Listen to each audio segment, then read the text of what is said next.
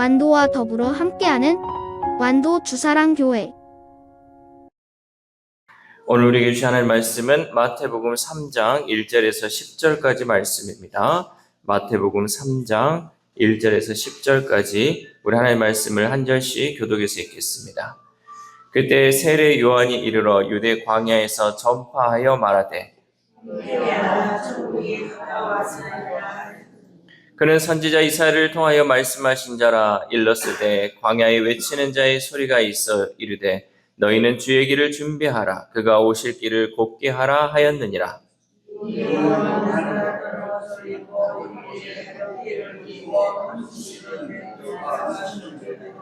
이때 예루살렘과 온 유대와 요단강 사방에서 다 그에게 나와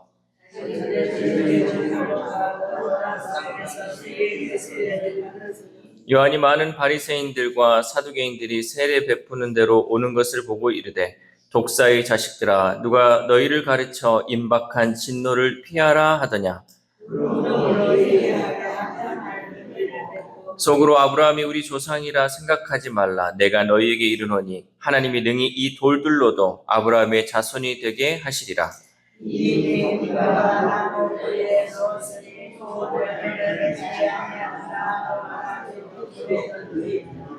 아멘. 할렐루야. 오늘 나눠주시는 말씀을 통하여 오늘 하루 하나님의 은혜로 살아가는 귀한 하루 되시기를 소망합니다. 오늘 본문은 광야에서 세례 요한이 선포한 말씀이죠. 제가 성경 인물 성경 공부들을 이렇게 하다 보면요, 세례 요한처럼 짧고 굵은 인생을 사는 사람은 또 없었던 것 같아요. 그러니까 세례 요한은요, 자기가 쓰임 받는 그 기간이 아주 짧았는데 그 기간을 위해서 하나님으로부터 이렇게 많은 훈련을 받았던 사람이에요.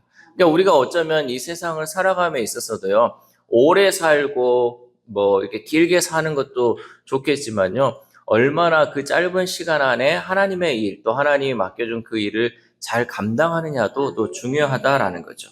오늘 말씀에서 이 세례 요한은요, 천국이 가까이 왔음을 선포하면서 오직 진정한 회개와 그 열매가 하나님 나라 백성의 증거임을 우리에게 가르쳐주고 있습니다. 그런데 세례 요한의 이 선포는 예수님 당시에만 필요한 말씀이 아니라 오늘을 살아가는 우리에게도 꼭 필요한 말씀이다라는 것이죠. 그렇다면 예수 그리스도의 십자가 은혜로 하나님의 자녀된 우리는 삶의 자리에서 어떤 믿음으로 살아야 할까? 먼저 삶의 방향을 하나님께 돌리는 참된 회개가 필요합니다. 우리 2절 말씀 시작. 회개하라, 천국이 가까이 왔느니라 하였으니. 아멘. 세례 요한은 광야에서 회개하라는 메시지를 선포하면서 형식적 신앙에 머물러 있던 이스라엘에게 하나님께 돌아오라고 외쳤습니다. 당시 이스라엘은 자칭 하나님의 백성으로서 율법을 지켰지만 마음은 하나님을 떠나 있었고 예배는 습관으로 변해 있었습니다. 여러분, 우리의 모습을 한번 이 모습에 비춰보십시오. 우리는 그리스도인이고 교회 다닌다고 생각하면서요, 근데 마음은 하나님을 떠나 있고요, 예배도 형식적으로 드리는 삶을 살 때가 많이 있죠. 교회 오는 것도 형식적이고 예배 드리는 것도 형식적이고 내가 직분은 있는데 또 교회 안 나갈 수는 없고 이런 마음이 있다 보면요, 그 당시에 이스라엘 백성과 다를 게 없다라는 거죠. 그런데 세례 요한의 이 이스라엘 향한 회개의 선포는 천국이 가까이 왔기 때문에 외쳐진 것이었습니다. 오늘날에도 여러분, 하나님의 말씀은요, 그 세례 요한의 당시의 말씀의 그 회개하라 뿐만 아니라 오늘을 살아가는 우리에게도 이 말씀은 동일하게 우리에게 적용된다는 거죠. 예수님은요, 지금 이 땅에 우리와 함께 하고 계세요. 내 마음에 함께 하시고요, 이 땅 가운데 벌써 하나님의 나라를 이루기 위해서 예수님이 그 전부터 계속해서 우리와 함께하고 있다라는 거죠. 이렇게 하나님의 나라는요, 단순한 미래의 약속이 아니라 현재 우리에게 다가온 현실입니다. 요즘도요, 여러분, 믿는 사람들에게 왜 교회 다닙니까? 왜 예수님 믿습니까? 그러면 여전히 죽어서 천국 가려고 하는 사람들이 많이 있어요. 그러니까 내가 지금 예수님을 믿는데 지금 하나님의 나라를 누리는 것이 아니라 나 죽어서 천국 가려고 예수님 믿는다. 여러분, 그거는 나중 일이잖아요. 지금이 내가 하나님 나라를 누리고 하나님 나라 가운데 살아야 하는데 지금의 삶하고는 상관없이 나중에 죽어서 천국 가려고 예수 믿는 사람이 있다는 거예요. 여러분, 그래가지고는 안 되죠. 지금을 우리가 하나님의 나라를 누리고 살아야 한다는 거죠. 그러므로 우리의 삶 가운데 지금 필요한 것이 바로 이 회개라는 거죠. 이 회개는 우리의 신앙이나 마음 상태가 이 교회 출석과 같은 종교 습관으로 이해하려고 했는데, 참된 회개는 내 생각을 고치는 것을 넘어서 삶의 방향 전체를 하나님께 재설정하는 거예요. 그러니까 리셋하는 거죠. 내가 모든 것이 지금 잘못된 방향으로 가고 있는 것 자체를 원래 제대로 된 방향으로 돌리는 거예요. 여러분, 요즘 기계들이요 하도 좋아가지고 이 메모리 기능이 있거나 아니면 다시금 이런 것들을 기억을 해놓으면요, 내가 처음에 설정해 놓은 그 기능으로 다시 돌리키는 게 있어요.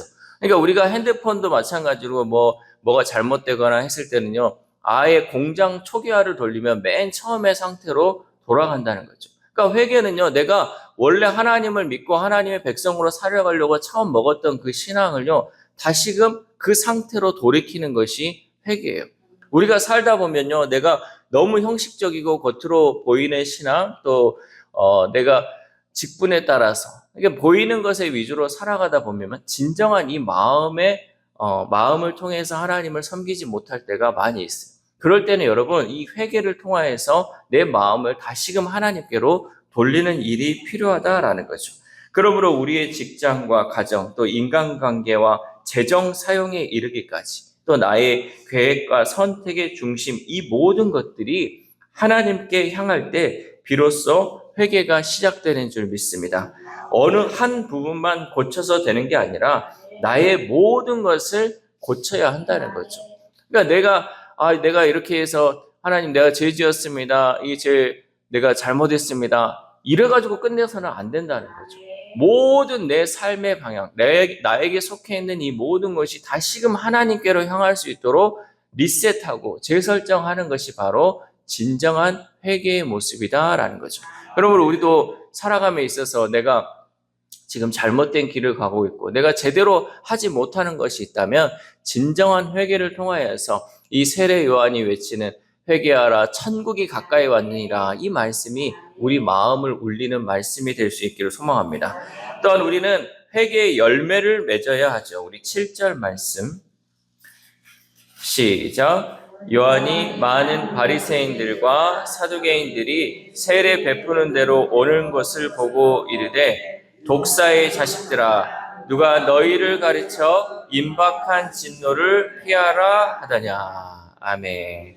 회개의 세례를 선포하는 이 요한 앞에 누가 나타났냐면 바리새인들과 사두개인들이 나왔습니다. 그들은 당시 종교적으로 가장 열심을 보였던 사람들이죠. 그러니까 오늘날 우리 삶에서 얘기하면요, 장로, 권사, 이제 이런 분들이 그 정도의 열심을 가지고 있는 사람들이죠. 근데 이렇게 열심히 하고 있는 사람이라고 우리는 생각하는데 세례 요한은 뭐라고 얘기하냐면 독사의 자식들아. 독사의 자식들아. 여러분, 이게요, 그 당시에 이 바리새인과 사두개인들이요, 지금의 우리보다 훨씬 더 신앙적으로 겉으로 보이기에는 더 열심히 했던 사람이에요. 우리는요, 거기에 비교도 할 수 없을 정도로 그들은 율법을 지키려 했고 하나님 말씀으로 살아가려고 했던 사람들이에요. 그런데 그런 사람들 앞에 대고 독사의 자식들아라고 세례 요한이 외쳤다는 거죠. 여러분, 제가 여러분에게 독사의 자식들아 그러면 여러분 기분 좋겠습니까? 그러니까 바리새인과 이 서기관들이 얼마나 충격을 받았겠어요. 나는 나름대로 열심히 하고 있고 나름대로 하나님 말씀대로 살려고 하고 있는데 독사의 자식들아라고 이 세례 요한의 선포를 듣고 얼마나 그 마음이 그랬겠습니까? 근데 여러분, 이게 그들에게만 해당되는 말씀이 아니라 오늘의 나에게도 해당되는 말씀이에요. 나도 모르는 사이에 나도 어쩌면 이 독사의 자식처럼 그런 삶을 살고 있다는 거죠. 요한은요, 그들을 독사의 자식들하고 부르면서 회개에 합당한 열매를 맺으라고 외쳤어요. 왜 이 말을 했느냐? 왜 독사의 자식들아 외쳤냐? 너희들이 회개에 합당한 열매가 없기 때문에 이런 말을 했다는 거죠. 우리 8절에서 9절 말씀 시작. 그러므로 회개에 합당한 열매를 맺고 속으로 아브라함이 우리 조상이라고 생각하지 말라. 내가 너희에게 이르노니 하나님이 능히 이 돌들로도 아브라함의 자손이 되게 하시리라. 아멘. 종교적 형식이나 혈통적 특권이 아니라 실제 삶의 열매로 하나님 앞에 서라고 요구한 것이죠. 우리에게도 동일하게 말하고 있는 거예요. 여러분, 내가 교회에 오래 다녔거나 또 직분이 있다 그래서 여러분 안전하다 생각하지 마십시오. 하나님은요, 돌들도 들어가지고 하나님의 자녀라고 말할 수 있는데 우리는 거기에 합당한 열매를 맺지 못하면요, 이 돌들만도 못하다는 거예요. 정말 저기 생물도 아닌 살아있는 것도 아닌 것보다 못한 존재다라는 거죠. 우리는 기독교 가정이라는 이 배경이나 교회에서 맡은 직분을 신앙의 척도로 여겨서는 안 된다는 거죠. 예수님은 우리의 신앙이 삶의 열매로 나타나는지를 보고 계십니다. 삶의 열매는 우리가 하는 말과 행동에서 사랑과 거룩의 열매가 드러나야 하며 선한 행실로 하나님을 영화롭게 하는 것이 참된 회개의 증거인 줄 믿습니다. 그래서 회개의 열매가 없는 믿음은 결국 뿌리 없는 나무와 같습니다. 외형은 나무가 그럴듯하지만 뿌리가 없다는 것은 결국 자라지 못하고 마침내 불에 던져질 수밖에 없다는 거죠. 뿌리 없는 나무 여러분 보셨습니까? 그러니까 우리가 가짜 나무라고 하죠. 가짜 나무. 가짜 나무는요, 저게 뿌리가 없어요. 그러니까 자라나지도 않고 거기에 따른 열매를 맺지를 못하는 거죠. 여러분, 우리가 열매가 없다? 나 가짜인 거예요. 살아있는 게 아니라는 거죠. 우리는 이 열매를 통해서 정말 하나님 앞에 온전하게 회개의 열매를 통해서 살아있는 삶을 살아야 할 줄 믿습니다. 마지막으로 우리는 임박한 심판을 기억하며 회개의 복음을 전해야 합니다. 우리 10절 말씀 시작. 이미 도끼가 나무 뿌리에 놓였으니 좋은 열매를 맺지 아니하는 나무마다 찍혀 불에 던져지리라. 아멘. 세례 요한은 이미 도끼가 나무 뿌리에 놓였으니 좋은 열매를 맺지 아니하는 나무마다 찍혀 불에 던져진다고 선포했습니다. 이는 회개 없는 삶은 심판을 피할 수 없다는 경고입니다. 동시에 이 말씀은 우리에게 있어서 소망의 초대입니다. 도끼가 뿌리에 놓였지만 아직 찍히지는 않았다는 거예요. 그러니까 지금 우리가 이 나무가 있으면 도끼를 들고 있지 도끼로 아직은 찍지 않았다는 거죠. 즉 하나님은 회개할 기회를 여전히 우리에게 주고 계신다는 사실입니다. 그러니까 하나님이 우리에게 기회를 주지 않는 것이 아니라 지금 너희들 앞에 지금 도끼가 있는데 너희들이 지금 회개하면 이 모든 것이 없어지지만 회개하지 않으면 찍혀버린다는 거죠. 오늘 우리의 삶에도 하나님의 경고와 초대는 동일합니다. 죄의 길을 고집하는 삶은 결국 멸망으로 가지만 회개로 돌아서는 자는 용서와 새 생명을 얻게 된다는 거죠. 여러분, 예수님께서 우리에게 오셔서 우리의 죄를 감당하시고 십자가로 구원의 길을 열어주셨습니다. 이 회개는 단순히 두려움에 대한 도피처가 아니라 예수 그리스도의 은혜 안으로 들어가는 문이라는 거죠.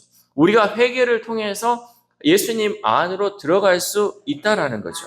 그러므로 우리 모두가 열매 맺는 성도의 삶을 통해 깨어진 세상에서 신음하는 영혼들을 회개의 은혜로 이끄는 증인의 삶을 살 수 있기를 소망합니다. 사랑하는 우리 전학교 성도 여러분, 세례 요한을 통해 선포된 이 회개의 복음은 오늘 우리를 향하고 있죠. 하나님 나라를 맞이하는 길은 회개이며 그 회개는 반드시 열매로 드러나야 한다는 거죠. 삶의 방향을 하나님께 돌이켜 사랑과 거룩 또 용서와 섬김의 열매로 우리의 믿음을 증명해야 됩니다. 그러니까 오늘 말하는 이 회개의 열매, 회개의 열매 뭘 맺어야 될까? 회개의 열매는요, 사랑으로 맺어야 되고요, 거룩함으로 맺어야 되고, 용서하고 섬김을 통해서 그 열매들이 내 삶 가운데 맺어져야 한다는 거죠. 여전히 하나님 앞에서 우리가 용서하지 못하는 사람들이 얼마나 많이 있습니까? 나에게 상처 줬다 그래서, 나에게 뭐 안 좋은 일 했다 그래서 여러분, 용서하지 못하는 사람 여전히 많이 있다는 거죠. 근데 이번에 총회 주제가 용서예요, 용서. 용서가 사랑의 시작이라는 거죠. 예수님도 나를 용서하고 하나님도 나를 용서했는데 내가 뭐라고 여전히 용서하지 못하고 살아가는 사람이 있습니까? 여러분, 특별히 오늘 하루를 살아감에 있어서도 이 용서가 있기를 소망합니다. 용서하면요, 내 마음이 편해지고요, 내 마음에 하나님의 나라가 이루어져요. 근데 용서하지 못하면 여전히 그 미움의 삶이 있기 때문에 내 삶이 지옥과 같은 삶을 살아갈 수 있다는 거죠. 용서, 사랑의 시작임을 여러분 잊지 말고 그 회개에 합당한 열매로 살아갈 수 있기를 소망합니다. 이 새벽 우리가 함께 기도할 때 하나님, 세례 요한이 외친 회개하라 천국이 가까이 왔느니라 라는 이 선포가 오늘 우리에게 말씀하시는 하나님의 말씀임을 믿습니다. 우리도 현재의 삶을 돌아보며 하나님께로 내 삶의 방향을 돌려서 회개의 열매를 맺는 삶을 살게 해달라고 기도합시다. 또한 오늘 하루를 살아감에 있어서 내 삶의 열매를 통하여 깨어진 세상에서 신음하는 많은 영혼들에게 사랑을 베풀고 용서하는 저 여러분 되시기를 주님의 이름으로 소망합니다. 기도하겠습니다. 하나님 감사합니다. 오늘 세례 요한의 이 선포를 통하여서 하나님 우리의 마음을 다시금 돌아봅니다. 내가 여전히 회개하지 못하고 내 모든 삶의 방향을 주님께 돌리지 못하였다면 오늘부터라도 하나님 회개함을 통하여 진정한 회개의 열매를 맺는 삶을 살아갈 수 있도록 도와주시옵소서. 이 세례 요한이 외쳤던 독사의 자식들이 혹 저는 아닙니까? 하나님 이 말씀 앞에 나를 겸손히 내려놓게 하시고 내가 잘못된 길을 걸어가고 있다면 즉시 회개함을 통하여서 하나님 용서함 받고 또한 이것을 통하여서 내 삶이 다시금 변화되는 놀라운 역사가 이루어지도록 도와주시옵소서.